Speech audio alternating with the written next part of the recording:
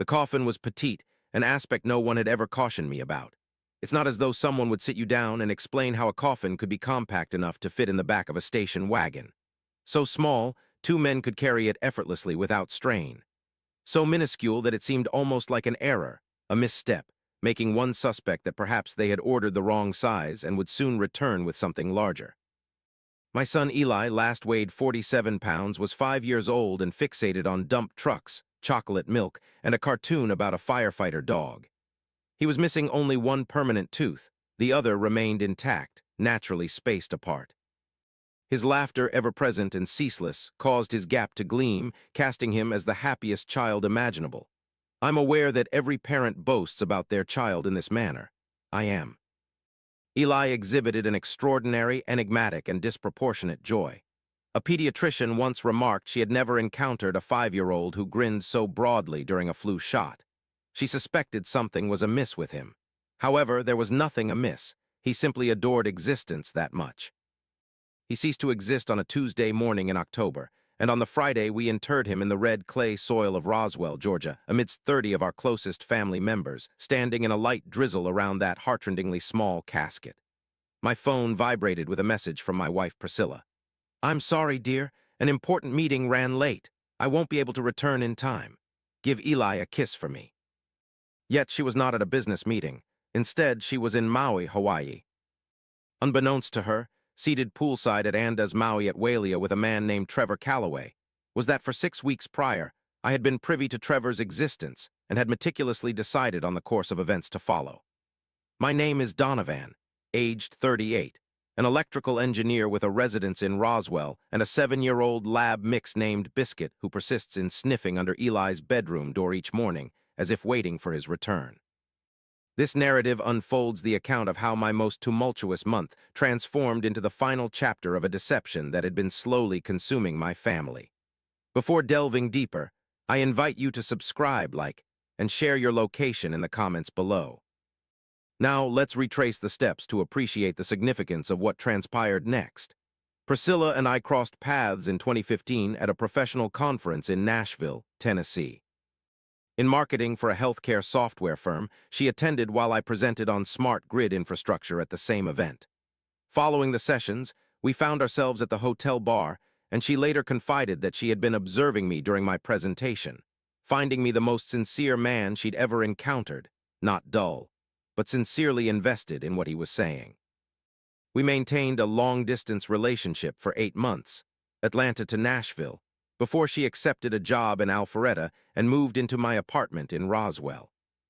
In 2017, we wed at Barnsley Gardens, an old plantation estate ruin-surrounded venue nestled in the North Georgia foothills, in October when the leaves had turned, creating a cinematic landscape that tugged at the heartstrings indescribably. Our son, Eli, arrived 18 months later in April of 2019. Emerged with a scream, he was placed on Priscilla's chest and instantly fell silent, gazing at her as if she was the most significant sight ever witnessed. Simultaneously, Priscilla glanced at me over his small, wrinkled head, tears streaming down her face. As did I in that moment, I pondered that regardless of any other occurrences in my life, this was the peak. This instance marked the zenith. For the initial 3 years of Eli's existence, things were excellent, surpassing expectations.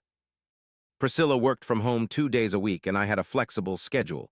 We shared pickups and drop-offs, did soccer on Saturdays, attended church most Sundays, and spent every summer at Lake Lanier. I sincerely felt that we had constructed something robust. Fissures appeared in 2022. In retrospect, I can now discern them much like one sees cracks in a wall after the structure has collapsed. They were not visible before because we were residing within the structure itself, oblivious to their existence.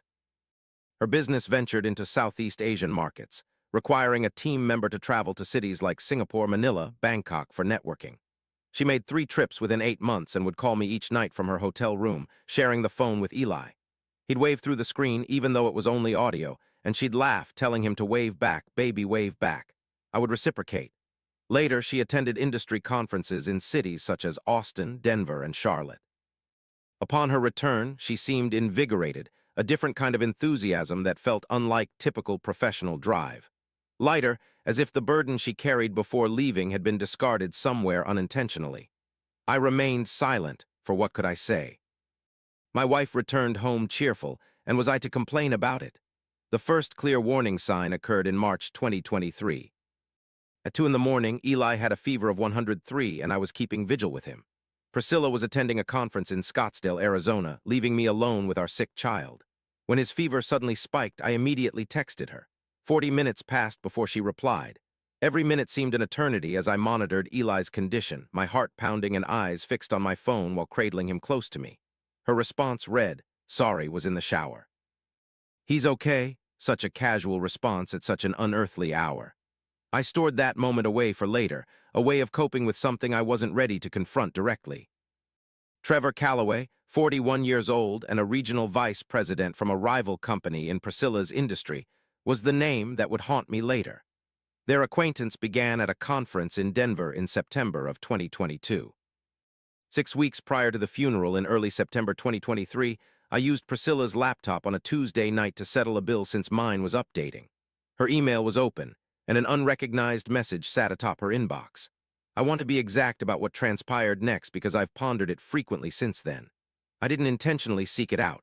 Rather, I borrowed the laptop with the sole purpose of logging into our joint bank account and paying a water bill. The email simply presented itself. Its subject line was "Next month." I opened it, but what I felt was far from rage. Instead, it was a profound, almost silent realization. It seemed like a part of my mind had been subtly hinting at something for 18 months and finally spoke up clearly. Yes, this is what has been occurring. The email didn't explicitly state its contents. The email was more than just explicit. It was intimate, a communication between two people who had created their unique lingo over time. It contained allusions to jokes I would never understand, references to a trip to Sedona claimed as a corporate retreat, and hints about Trevor's impending divorce.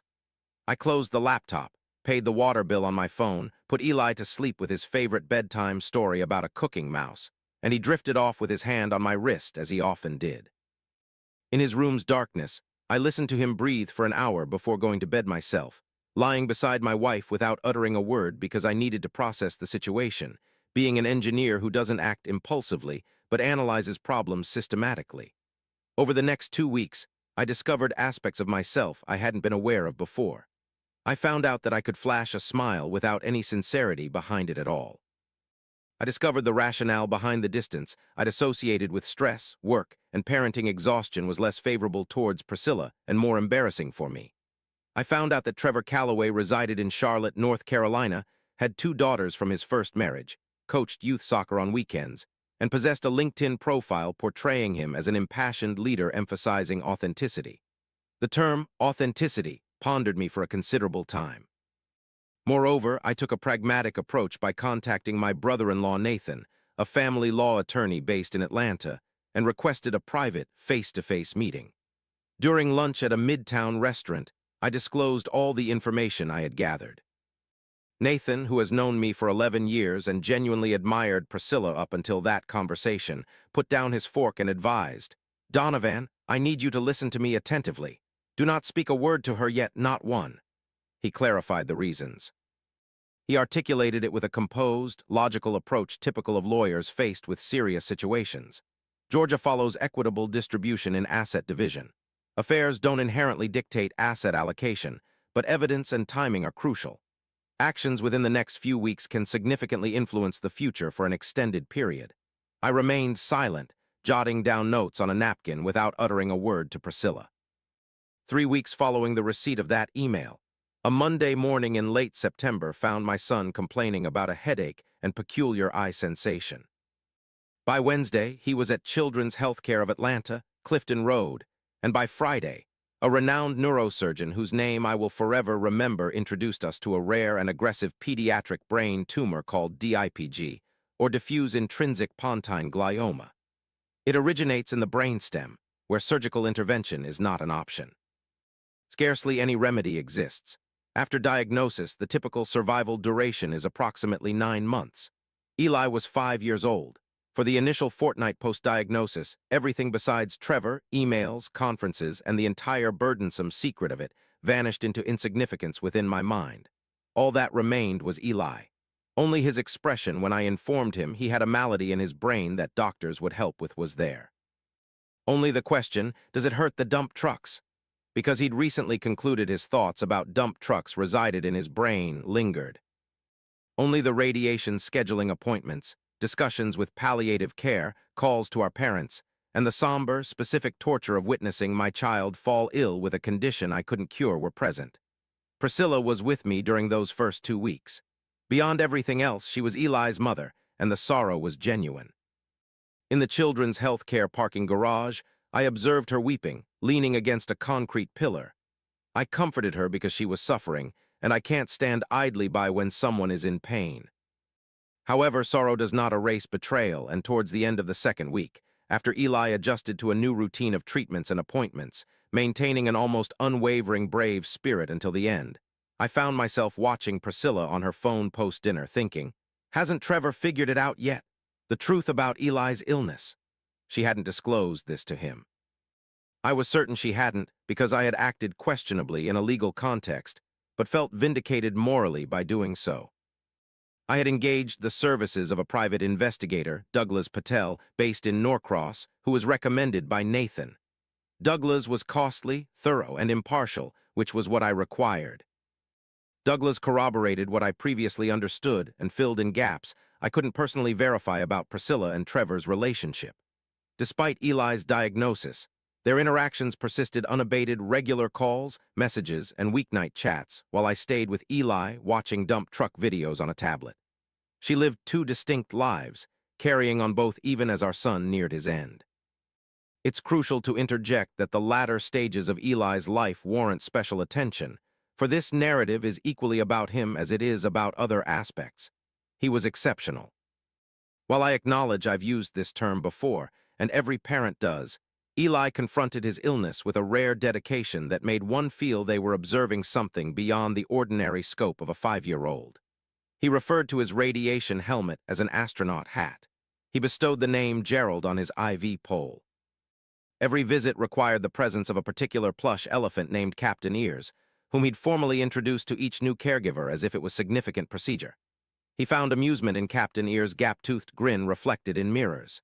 Even when chocolate milk caused him discomfort, he craved it, and I would serve him reduced portions, sharing the beverage with him on our back porch during Georgia October afternoons, as we watched his dog futilely chase squirrels. In his final week, he mostly slept, but one afternoon he awoke and asked, "Daddy, will Biscuit remember me?" I confirmed that yes, Biscuit would remember him for the rest of its life. After contemplating this, he nodded, said good, and then fell asleep once more. He passed away 4 days later, at home, in his own bed, with Captain Ears resting on his chest. At 6:17 a.m., I was holding his hand, while Priscilla sat slumbering in a corner chair. He was 5 years and 6 months old. The sorrow Priscilla felt after Eli's demise wasn't feigned. That much is clear. She disintegrated in an entirely authentic manner, and I supported her through it because I didn't know any other way, and because, during those crucial 48 hours following our son's last breath, the thought of Trevor Calloway seemed inconsequential and minuscule. However, 6 days after Eli passed away, she approached me and revealed her intention to leave. She'd reserved a retreat, a grief wellness retreat at a resort in Maui. She would be absent for 10 days. She would return 2 days after the funeral. I regarded her for an extended moment. "You'll miss the funeral," I said. She expressed her inability to attend the funeral, citing physical and emotional limitations due to nonlinear grief that required diverse coping mechanisms. She shared she'd been advised by a therapist about the potential benefits of immersive retreats for acute grief. Throughout this conversation, she was tearful. She hoped I would comprehend her situation. I acknowledged understanding. However, unspoken were my thoughts. Douglas Patel had informed me 2 days prior that Trevor Calloway had reserved 10 days at the Andaz Maui at Wailea, a location far removed from any grief wellness center. I packed her bags, drove her to Hartsfield-Jackson Atlanta International Airport, and kissed her goodbye at the departure curb as she walked through the sliding doors with her luggage. I returned home, spending a prolonged period in Eli's room, conversing silently within myself. I disclosed to him the ongoing events, expressing remorse for burdening him with such an unsightly narrative. I assured him that whatever transpired next, I would strive to manage it in a manner that would leave him proud of his father's memory. Whether he comprehended my words, I can only speculate, yet I choose to hope he did. The funeral service took place at Roswell Community Church on Grimesbridge Road, where we had been parishioners for 6 years. Reverend Charles Waits, who had known Eli since his nursery days, adorned with overalls emblazoned with dump trucks, delivered the eulogy with a familiarity born of true acquaintance. He reminisced about Eli's astronaut hat and captain ears. Discussed was a spring Sunday when Eli approached him post-service, gravely stating that the church's sound system was inadequate, and if he desired Reverend Waits, Eli would assist in fixing it. People chuckled, a laugh tinged with sorrow, a bittersweet laughter piercing hearts while momentarily offering relief. My parents were present. My mother gripped my arm throughout the event. My father, typically unyielding to tears, wept from the processional to the grave site. My brother Marcus stood by me at the burial spot and kept his hand on my shoulder. Priscilla's parents attended. They were unaware of their daughter's whereabouts. In that instant, they assumed she was overwhelmed with grief. Her mother repeatedly apologized to me for Priscilla. I continued assuring her I understood. My phone vibrated during the burial service. Priscilla's message read, "I'm sorry, dear. A crucial business meeting extended past schedule. I won't be able to return on time. Give Eli a kiss for me." Looking at the phone, I slipped it into my pocket, placing my hand on the small white casket and bid farewell to my son. Later, I went home and made the long-awaited call to Nathan. The divorce petition was prepared, waiting in a sealed folder on his desk in Buckhead for 3 weeks.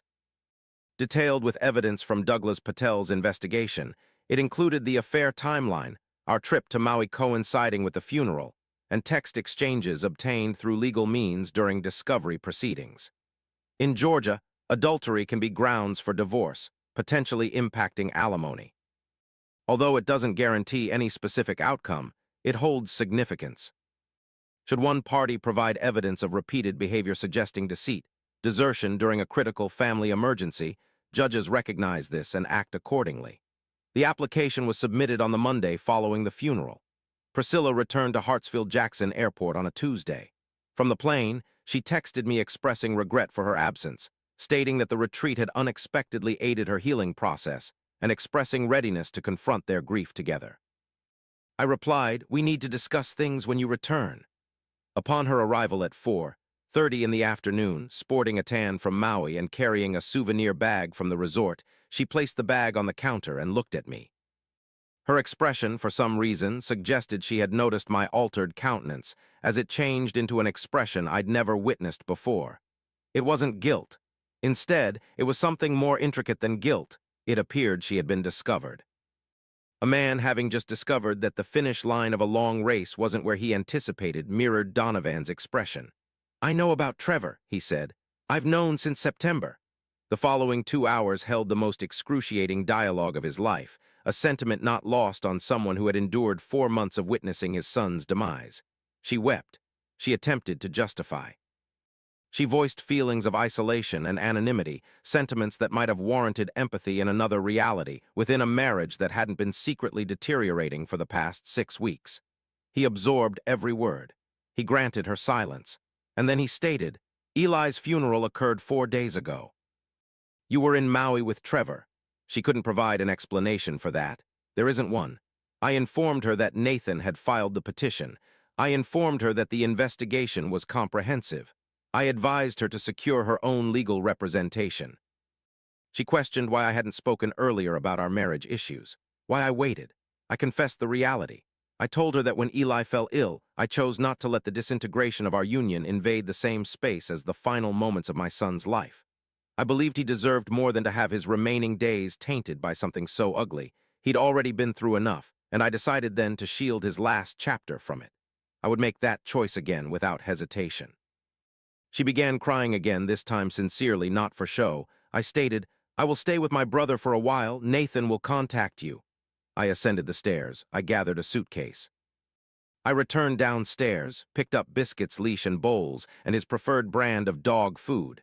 And I left our shared house, the one we bought together, the place where Eli first came home to, the location I invested 7 years in building something in. I placed my dog in my pickup truck and journeyed to my brother's residence in Dunwoody. It took 8 months for the divorce proceedings to conclude. The courts of Georgia are methodical. My brother, Nathan, was anything but. He had a detailed and meticulously documented account of Priscilla's actions spanning 14 months, including the precise timing of the Maui trip that coincided with our son's funeral. The Honorable Patricia Ashby, a judge who had served on Fulton County's bench for 19 years, thoroughly examined all evidence presented.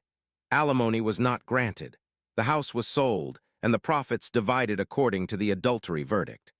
Priscilla's lawyer presented several arguments, but they failed to resonate as he had hoped. It was revealed that Judge Ashby herself was a mother of 2 children. By the time the divorce was finalized, Trevor Calloway had already left. His company relocated him to a branch office in Phoenix, Arizona during the spring. Priscilla shifted to a residence in Sandy Springs. Word got around through shared acquaintances, unsolicited, that her connection with Trevor had succumbed to the unveiling of its foundations. Certain aspects are fragile enough to crumble under sunlight. It's not astounding when they fracture. What's surprising is their initial belief in longevity. I continue residing in Roswell. I acquired a compact dwelling on Canton Street, home to refurbished craftsman bungalows boasting spacious backyards for Biscuit to frolic. I transitioned roles, joining a company that specializes in infrastructure consulting for regional utilities, and now tackle issues with definitive resolutions, a sense of stability I hadn't entirely recognized before. I attend therapy sessions with Dr. Evelyn Carmichael, based in Decatur, who has displayed remarkable understanding throughout the past year. She earlier mentioned to me that grief doesn't follow distinct stages as commonly depicted, but instead resembles unpredictable weather. Sometimes you awaken feeling clear-headed, almost forgetting, while other times you find yourself standing amidst the cereal section at Publix, overwhelmed by a cartoon box, causing you to abandon your shopping cart and seek solace in your vehicle for a few minutes. This description accurately portrays her words. I visit Eli's grave every Sunday morning, offering flowers when possible, bringing Biscuit because Eli held a deep affection for that dog. I believe Eli would appreciate knowing that Biscuit is there. I stay and converse with him, discussing the week's events, trivial happenings, ongoing cases, current news, and Biscuit's latest backyard exploits. I shared the news of our divorce being finalized with him as well. I conveyed my belief to him that his mother would recover eventually, as it was something I genuinely thought and hoped he wanted me to believe. He wasn't a bitter young man. He wouldn't have desired bitterness from others on his behalf. I also assured him of my well-being, though it was less than genuine the day I spoke those words, but has since become more valid. A unique type of reconstruction takes place after losing the most significant person in your life and uncovering that aspects of the life you lived were fabricated by someone trusted. It doesn't happen swiftly or according to a timetable, but it does occur. I am living proof of this process. There is another thing I want to express. I want to say it with care because I've been attempting to articulate it accurately for most of a year, and I'm still unsure if I've found the precise words. Eli remained unaware. He was never informed about Trevor, the phone conversations, the meetings, or the truth regarding his mother's actions.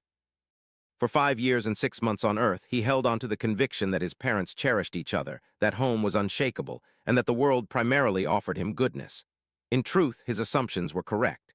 His parents adored him above all else, and in this profound manner his house stood as the most resilient I've encountered. The world indeed desired good for him. It simply withheld those blessings prematurely. He passed away convinced of their affection. He passed away believing his life was abundant. He left us the morning following a night when I stayed up until midnight, crafting a handmade birthday card for his upcoming birthday, a token meant to be tucked away in readiness. Now I'm uncertain about its fate. Perhaps I'll find a purpose for it someday. It might end up gathering dust in the drawer, and that's all right as well. Eli, my friend, Captain Ears is on my bedside table now. Biscuit continues to catch your scent under the door. If you had stayed, your gap-toothed smile would have likely been replaced by a full set by now. I often ponder what you'd look like with fully grown teeth. It's a thought that crosses my mind frequently. Donovan never erupted in anger, never pleaded for understanding, and never made a spectacle of things. Instead, he dealt with it silently, always keeping his son's dignity in mind. I believe this is the aspect people often overlook, that sometimes the strongest response to betrayal is no response at all, especially when timing is crucial. He safeguarded Eli's final chapter from being tarnished by ugliness. That's what pure love looks like, often unnoticed. Share your thoughts below. Was his approach correct, or would you have reacted differently?